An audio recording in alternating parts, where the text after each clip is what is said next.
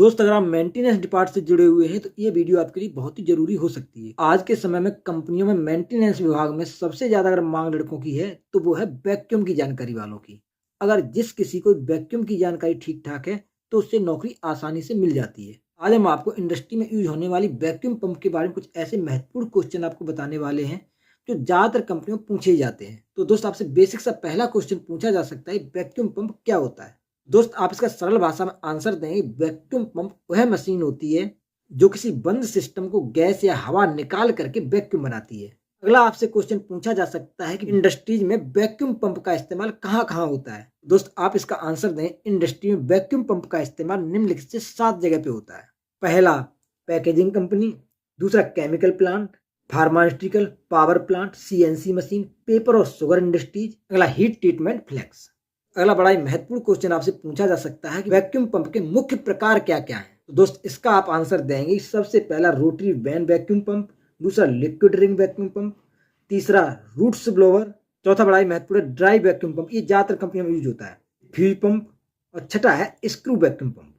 कभी कभी क्या होता है, इन 6 में से किसी एक डिटेल भी पूछ लेते हैं। जैसे पूछ सकते हैं कि रोटरी वैन वैक्यूम पंप कैसे काम करता है? इसका आप आंसर बड़ी सरल शब्दों में दे सकते हैं। इसमें रोटर और वैन होती है, रोटर घूमने से हवा अंदर जाती है और कंप्रेसर होकर बाहर निकलती है, जिससे वैक्यूम बनता है। इसी में आपसे दूसरा ही पूछ सकते हैं, लिक्विड रिंग वैक्यूम पंप का क्या सिद्धांत है? इसका आप आंसर देंगे, इसमें पानी या अन्य लिक्विड की रिंग बनती है जो गैस के ट्रैम्प करके वैक्यूम पैदा करती है, जिससे हमारा वैक्यूम उत्पन्न होता है। दोस्त एक क्वेश्चन ये भी आता है, ज्यादातर जगह पूछ लिया जाता है, वैक्यूम की यूनिट क्या होती है? तो दोस्त इसका आंसर है टॉर, पैस्कल, बार और माइक्रोन।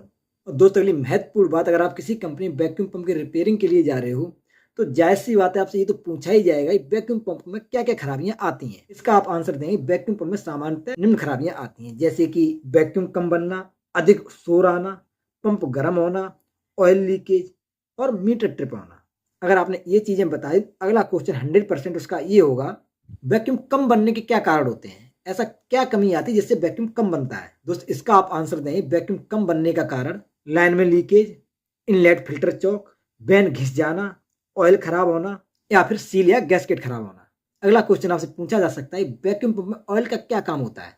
इसका आंसर है लुब्रिकेशन, सीलिंग, कूलिंग और शोर कम करना। और आप मेंटेनेंस के लिए जा रहे हो, जायज सी बात है, पूछा जाएगा कि वैक्यूम पंप का मेंटेनेंस क्यों जरूरी है? इसका आप आंसर देंगे, पंप की लाइफ बढ़ाने के लिए, एनर्जी सेविंग के लिए, ब्रेक डाउन रोकने के लिए, कंसिस्टेंट वैक्यूम पाने के लिए। नेक्स्ट क्वेश्चन है, वैक्यूम पंप के डेली चेक पॉइंट क्या होने चाहिए? आपका आंसर होगा, वैक्यूम पंप चेक करने के 5 पॉइंट ऐसे होते हैं जो मुझे डेली रूटीन में चेक करने चाहिए। जैसे पहला कि ऑयल लेवल, असामान्य आवाज, तापमान, वैक्यूम गेज रीडिंग और लीकेज। और आपसे पूछा जा सकता है कि वैक्यूम पंप के ओवर हीट होने के क्या कारण होते हैं? आपका आंसर होगा, वैक्यूम पंप हीट होने के मुख्य कारण या तो ऑयल कम है, या फिर कूलिंग खराब है, या फिर दोनों चीजें हो सकती हैं, या इनलेट ब्लॉक, अधिक लोड, या फिर लंबे समय तक लगातार रन करना है। यानी अगला बड़ा ही महत्वपूर्ण क्वेश्चन आपसे पूछा जा सकता है कि कभी कभी वैक्यूम पंप में धुआं निकलने लगता है, ऐसा क्यों होता है?